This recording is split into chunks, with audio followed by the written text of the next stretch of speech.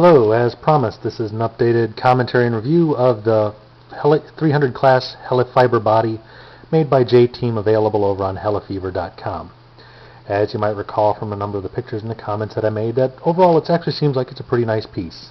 It's extremely light, fairly robust. I mean, try doing this with the stock helicopter and you're going to end up with a lot of broken parts.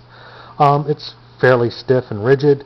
It's got some decent rigidity to it, some decent bracing and supporting. There's a couple of issues you could run into with it, but overall I'm pretty happy with it.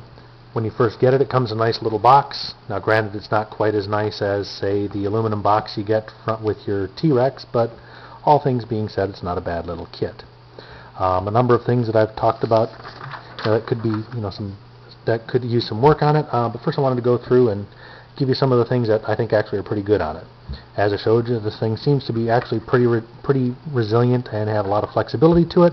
Seems like it actually should be able to withstand a pretty good crash. It's got 3 servo mounts in it, two that are tandem on top of each other, a third one that would go into here like this.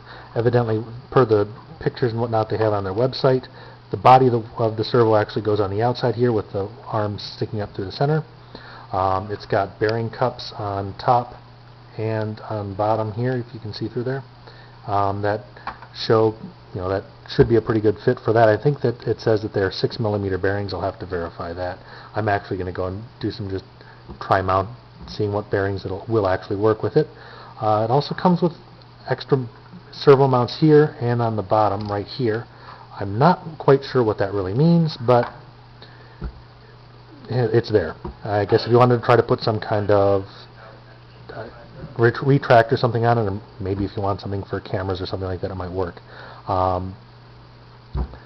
couple of issues, or not issues, but just things I wanted to point out that people should worry about, or at least think about when they're assembling this. One is, here's where the gear fits. It obviously, the main gear and main shaft have to be assembled as they sit in the machine. The gear's going to have to fit in through the side, and I believe the shaft will have to come up through the bottom. I've never worked with that, so that's something that I'll have to take a look at and see how I can get to work. A couple of other things that I think are pretty necessary. One, obviously, are skid stoppers, but a couple of more important ones, I think, are the fact that all of these screw holes here inside of these fiber frames, all of them are sized a little bit too small. As you try to put in the screws in here, they will actually stick and thread into the fiber, and to me that's just not a good thing. One, it makes it difficult because you can't squeeze everything together and get it to fit properly. Two, it just makes it trying to line everything up that much more tough.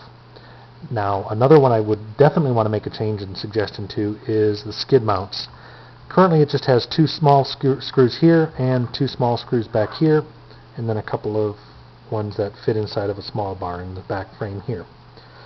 That seems a little bit weak to me. What I would strongly suggest is just drilling these holes out, on all 4 of them out, and just using a screw with a nut and fastening the nuts on the bottom and being able to use Loctite on it. That should help minimize any flexing, or not necessarily flexing, but the likelihood that things are going to fall apart or rattle loose. That's one big thing. One thing I would also suggest watching for is the swash plate guide here seems a little bit on the flimsy side.